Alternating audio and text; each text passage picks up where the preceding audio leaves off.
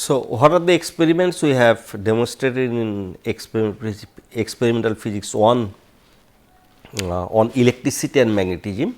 So, let me just discuss them briefly. We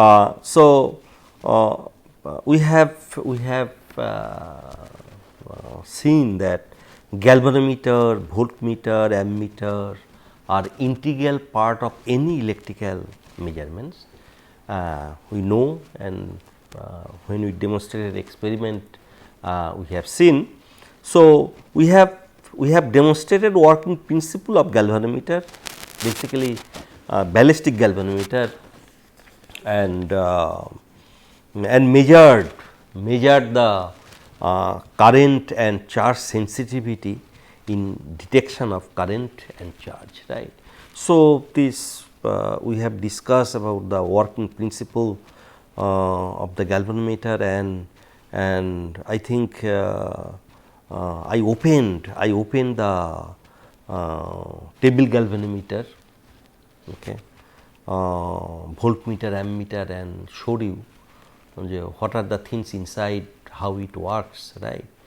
And we have one experiment we have demonstrated, that is basically ballistic galvanometer, and measured the figure of merit, that is basically sensitivity, charge sensitivity and current sensitivity of that galvanometer. So, then we have also seen that current carrying conductor produced magnetic field, and placing another current carrying conductor in that field generate force between them, right. So, that means basically two parallel current carrying conductor, long conductor, straight conductor. Okay. So, they depending on the direction of the current, so they feel force, they apply force on each other, either repulsive force between these two wires or attractive force depending on the direction of the current. That is because that when current flows in a conductor, it produces magnetic field, as if another current carrying conductor, it also producing magnetic field. Okay. So, two magnets, they will repel each other or they will attract each other depending on the polarity, pole, direction of the pole, right. So, based on this principle, we have determined the permeability of air, right, actually measuring force between two long parallel straight current carrying conductors. So, this experiment we have demonstrated, and we have measured the permeability of air, right. Then this resistor, inductor and capacitor, these three are very important component for in electronics, in electrical circuit, right. So, we have demonstrated how to measure resistance, basically high resistance, through charging and discharging a capacitor in shear circuit or RC circuit. Okay. So, this experiment we have demonstrated, and experimentally one can find out basically time constant, that is RC. Now, for knowing value of C, we can get R value and vice versa. So, if you know one of them, so you can get the other one. So, generally for this method we use for measuring the high resistance in mega ohm resistance. So, it is a very convenient method to find out the high resistance, very high resistance. Also we have demonstrated how to measure the inductance and its resistance, means inductor is basically is a wire in a coil form. So, it has resistance. So, how to measure the inductance and its its resistance in LR circuit with AC source. So, this experiment also we have demonstrated. So, also we have used LCR circuit to demonstrate the resonance and calculated the resonance frequency, right. So, here basically and next experiment we have demonstrated this the mutual inductance between primary and secondary inductors. Primary inductors where you pass current through it and this flux from this coil it passes through the second coil placed close to it. So, if there is a variation of this flux, then there will be induced EMF in the second coil, and again it will generate current in the second coil. So, because of that current again it will generate flux. So, that flux will affect the primary coil. So, basically between primary and secondary coil there will be mutual exchange of flux. So, that is we tell the mutual inductance, okay, that we tell the mutual inductance. So, that we have demonstrated this experiment, and also we have seen the variation of the mutual inductance with the angle between the two inductors, right. So, here this experiment we have demonstrated to be familiar with the important components for electrical or electronic circuits. So, that is basically a resistor, inductor and capacitor, right. So, these experiments is really very useful to be familiar with them, and of course, without these three component we cannot think of any circuit in electronics and electrical purposes. So, these are the nice demonstration of the experiment in the laboratory, and that we have seen in experimental physics 1 course. Next experiment we have demonstrated on electromagnetic induction. So, this is very important phenomena, electromagnetic induction. So, basically Oersted, Ampere, Biot-Savart, Faraday are pioneer workers for generating magnetic field from the current, and electric field, or that is basically EMF from equivalent to EMF, that is from magnetic field. So, from magnetic field to the electric field in terms of electromotive force you can say, and from vice versa.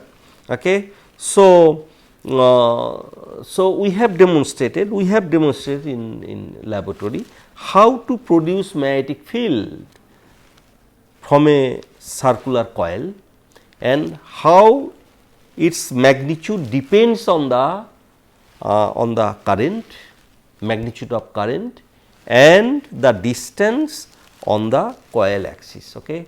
So, this experiment we have demonstrated. So, what will be the how this magnetic field varies, how magnetic field depends on the current in the circular coil. Also, it depends on the distance from the coil along the axis, coil axis. So, this is a very nice experiment, because because this importance, as I mentioned here, important application of this phenomena. Okay. It is in electromagnet. Okay. So, electromagnet you can see in any laboratory. These are very useful magnet which you cannot get from the permanent magnet. So, advantage of electromagnet that you can vary the magnetic field, just varying the current in it, but in case of permanent magnet, so that is not possible. For a particular permanent magnet, you will get particular field. Okay. So, also we have verified Faraday's law of induction, showing how induced EMF depends on the current magnitudes, current magnitude in the coils, that is basically magnetic field, the frequency of the current, again that is basically it will be same for magnetic field, the generated magnetic field basically, and number of turns in the induction coil and cross section area of the induction coil. Okay. So, Faraday's law of induction, so that we have verified, that we have demonstrated, and this induced EMF basically due to the variation of magnetic field. So, it depends on the frequency of the magnetic field or current in the coil. It depends on the number of turns in the coil. It depends on the cross section of the cross sectional area of the coil. Okay.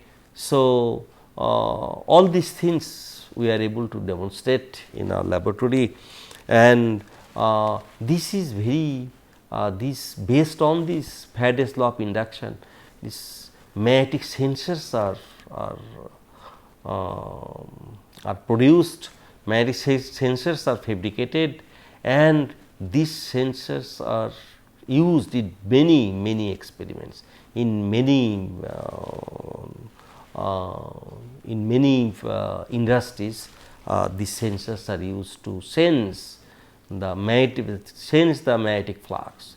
So, basically one experiment, this vibrating VSM, vibrating sample magnetometer, I discussed in experimental physics 1. I think it was the last class. So, there this magnetic sensors, I told you that this magnetic sensor is used to sense the change of the magnetization in the magnetic material. So, these are very useful experiment, and I think lot of experiment we have discussed. These are the basic experiments. So, all these experiments generally in our department of physics, that BTech student as well as this our integrated MSc student, 2-year BA MSc student. So, they perform this experiment. So, they perform many experiments. So, some of them I have so in first year, second year, whatever the experiment they perform, that I discuss in experimental physics 1 and experimental physics 2. So, in second year, third year, whatever the experiment they perform there, that I will discuss in experimental physics 2, whatever the course I am taking now. So, out of this experiment also we have discussed discuss how to write the data and how to write the result. Okay, that is very important. So, that is basically error analysis. So, in details I have discussed in experimental physics 1 and it is important for experimental physics 2 as well as experimental physics 3 or for any experiment these are compulsory. So, let me summarize what we have learned about the error analysis in module 1. So, that also we need in module 2 in experimental physics 2. So, error analysis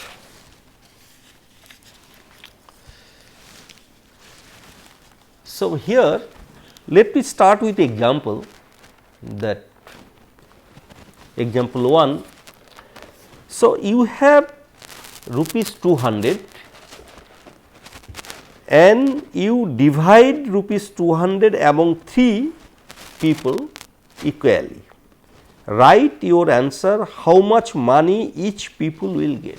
So, you have 200 rupees and you want to divide equally among the 3 people. So, each people how much they will get. So, that is the problem. Now, you have to tell me, write the answer scientifically, right. So, it is a very simple. So, what you will do? So, 200 divided by 3, then you will use calculator, then calculator will give reading 6 point decimal point 666666667.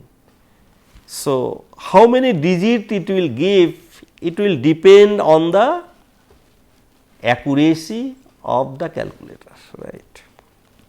Now, this is the result, right. It is a given by the calculator or manually if you calculate divide also you will get like this. So, you will stop somewhere. Okay. So, now question is it is obvious that this so your accuracy of calculation will depend on, generally we think it will depend on the how many up to how many digit you are able to calculate, right. So, this is the theoretical value, but practically you cannot write your answer like this. Okay. So, what we can write? So, if I give this problem to the students, so different students will write different answers. Say student 1 will write 66.667, another student, next student 2, he will write 66.6667 or third student will write 66.666, fourth one 66.67, then fifth 66.66, sixth student can write 66.7, seventh student can write 66.6, eighth student can write 67. Okay. Now, question is which one is correct? Which one is correct and how to write the answer, right. So, can we write any one of them or there are some procedure to write the answer. Okay.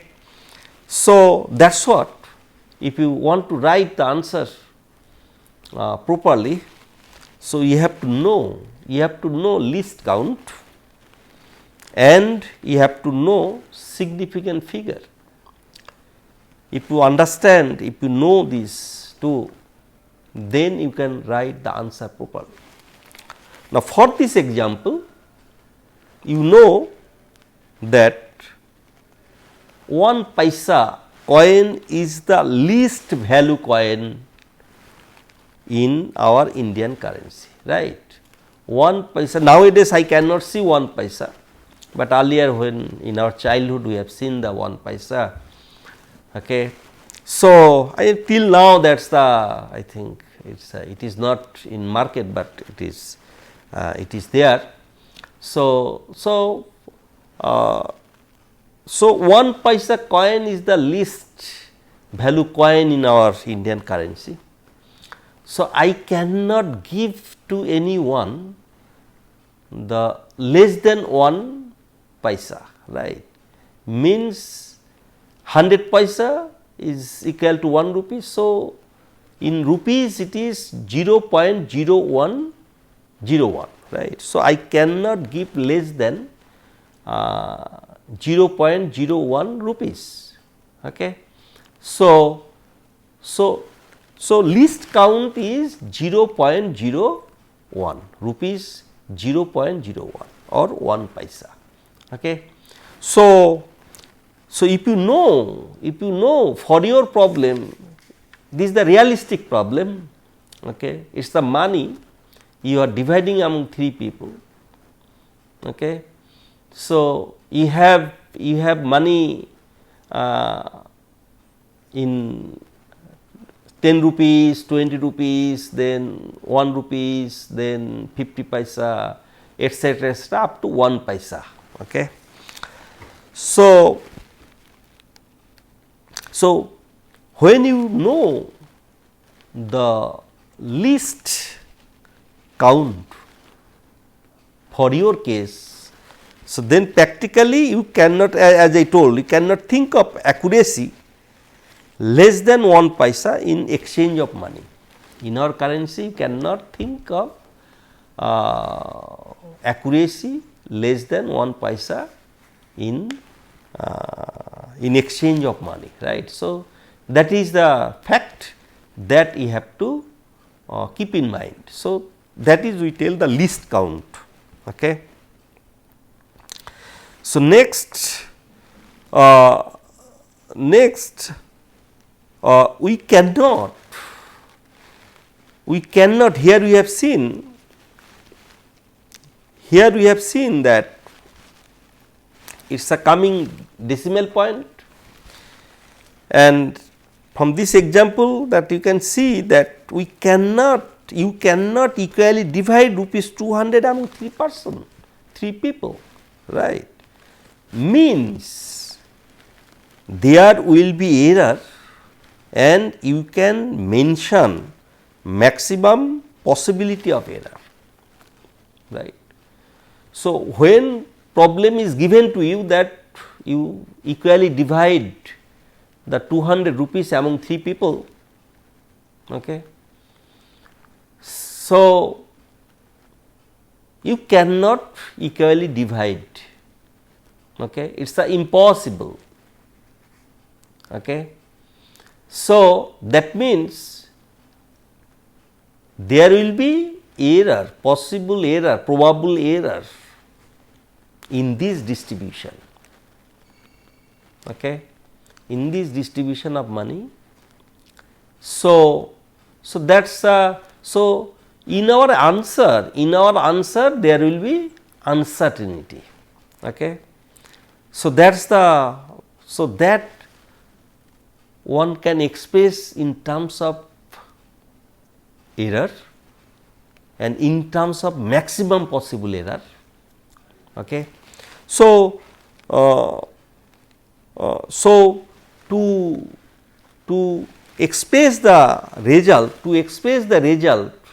okay, keeping this in mind, so to write the error, okay.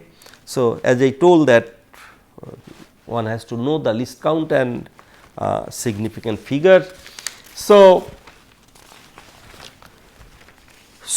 we will try to divide approximately closest equal. So, we will try to divide approximately closest equal. Okay. So, I think this is I could not say properly probably. So, so you cannot perfectly, you cannot divide, you cannot give them. So, but we will try, people generally will try to divide. It may not be equal, but it will be close to equal. Okay. So, that is what I want to mean. So, the distribution can be. So, now it is clear that this since 0.01. So, that is the least count. So, you can keep only up to 2 decimal point. So, whatever this 66.6667, okay. So, you can keep only up to 2 decimal, right. So, you can divide this 200 rupees like this, 66.66 one person, another person 66.66 and other person 66.68. So, this total is 200, or you can distribute like this 66.66, 66.67, 66.67. So, 2 people will get 66.67 and another people will get less than 1 paisa, 1 paisa less, another person will get. So, total 200. Okay. So, this can be expressed. So, your result. So, how you have divided, how you have distributed. So, your result you can express like this 66.67 plus minus 0.01. Okay.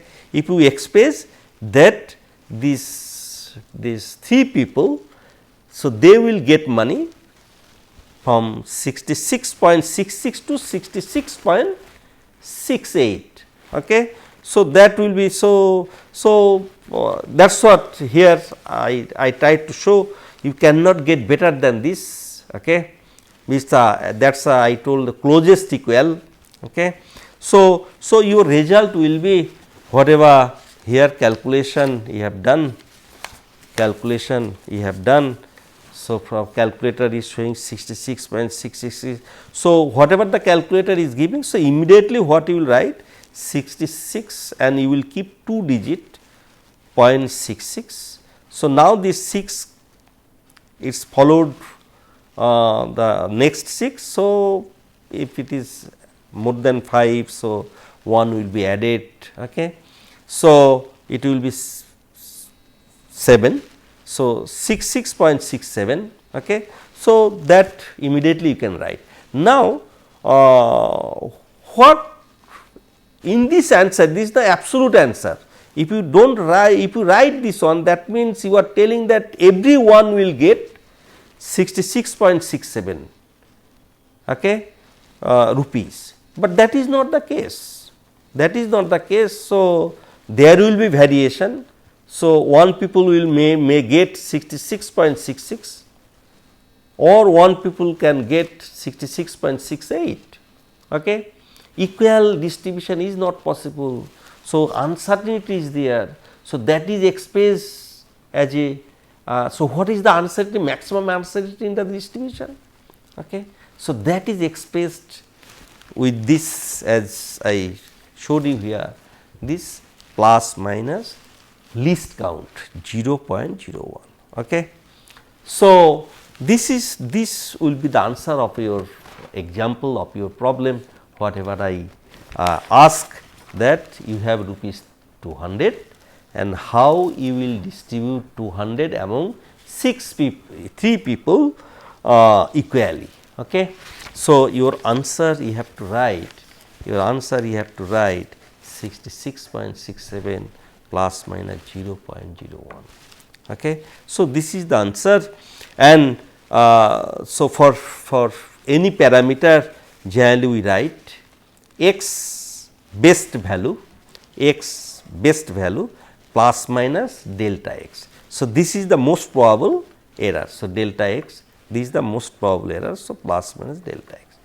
Okay. So, this is the way to express the quantity.